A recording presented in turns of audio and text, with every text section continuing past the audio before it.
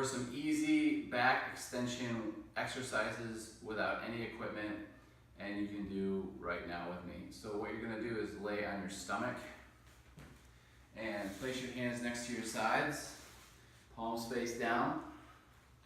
From here, just let the chin rest on the ground, let the knees and toes rest on the ground, and dorsiflex the feet or flex those ankles forward.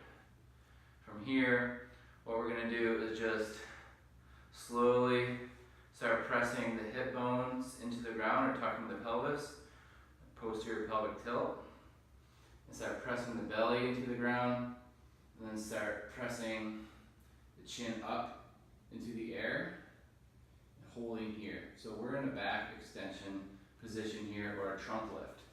So you commonly see individuals go through the trunk lift test to test back extension, and thus also looking at flexibility of the abdominal wall. So looking at the strength and extensibility of the back extensors, and then also seeing how tight the abs are.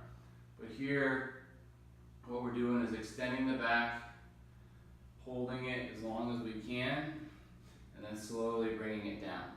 Okay? Let's try that one more time. Now, if you had a ruler from the ground to my chin, I want to be over 9 inches. So you can assess somebody by seeing how far they can lift off the ground without pulling themselves up and down. Where can they go actively? So I'm going to go ahead and assess that now.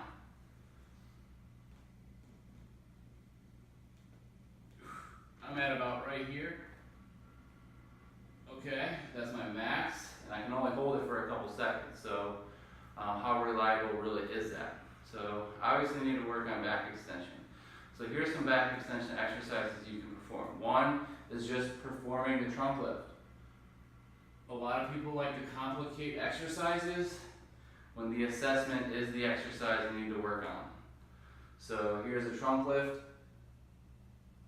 going at maximal end range and holding isometrically as long as you can, and then going down as slow as you can. So the eccentric movement is just as important as the concentric movement, but the isometric contraction at the end range is the most important part. Holding here, breathing,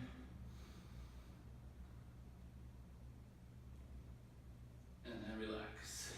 From here, you can begin to bring the hands off the ground. This is locust pose in yoga.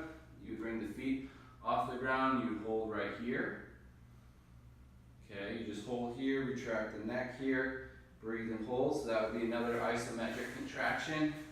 Another one you can do, commonly known in Pilates, is a swimmer.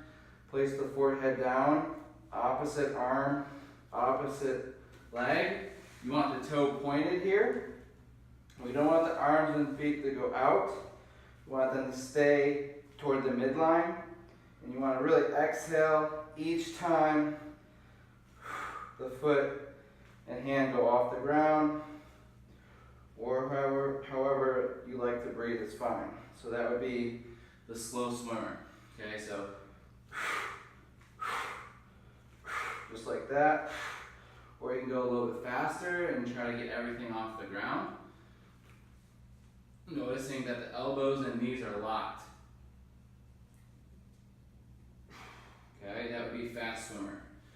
Another exercise you can perform is just a twist and touch. So getting a little bit of a torso twist with the back extension, slapping the back of the foot.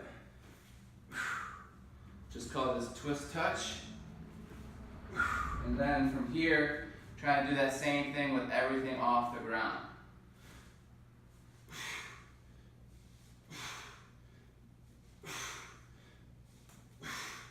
Good. From here, we're going to try what we call as the crossbow. So bending both the elbows and the knees.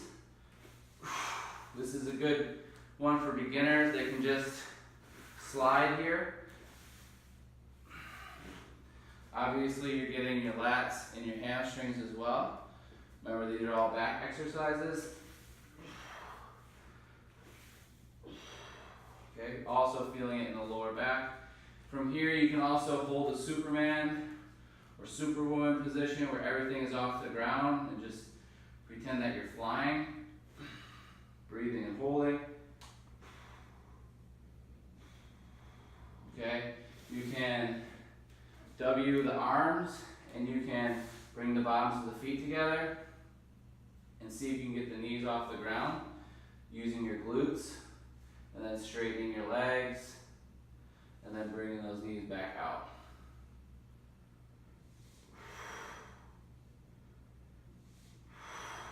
Okay, so that would be more lower back and glutes.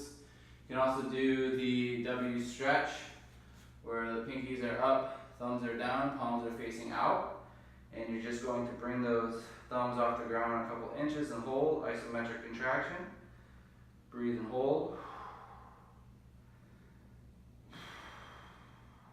And then you can do some elbow supination and pronation here. And then let it down. Okay? You can also do what I call as a breaststroke. Palms face up, and then the back of the hands touch the glutes at the end. Everything off the ground. Inhale. Exhale. Back of the hands touch the glutes. Inhale forward. Exhale back. Inhale forward. And then exhale back. Okay.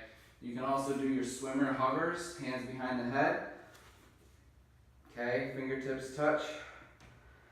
Elbows elevate. Retract the scapula. Straighten the elbows overhead. Internally rotate as you make a big circle and extend the glenohumeral joint back as high as you can in the air, and then elbow hinge behind the back. Relax, protract the scapula.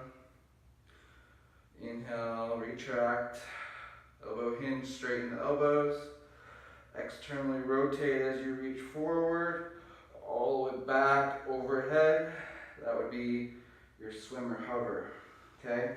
Your infinity would be straighten the arms and legs. One arm extends the wrist, and then extend the arm off the ground and bend the opposite knee. Then try to reach back, open up the hip, and reach back, and try to touch the foot, and try to have the foot touch the hand, and then relax back. Opposite side, extension of the wrist, shoulder flexion, pushing the opposite hand into the ground, and bending the opposite leg, reaching back, squeezing, reaching, squeezing and reaching, and relax. So that would be the infinity hover, okay?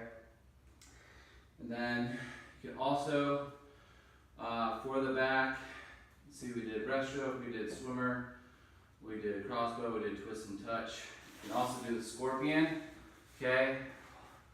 You're gonna reach back, open up the back here, and then switch.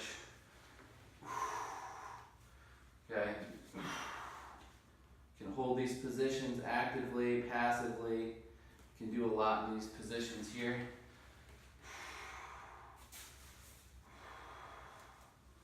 Okay, so those would be some back exercises or movements you can try to really focus on your spine health and also getting your extensors to be fully engaged when you're doing most activities.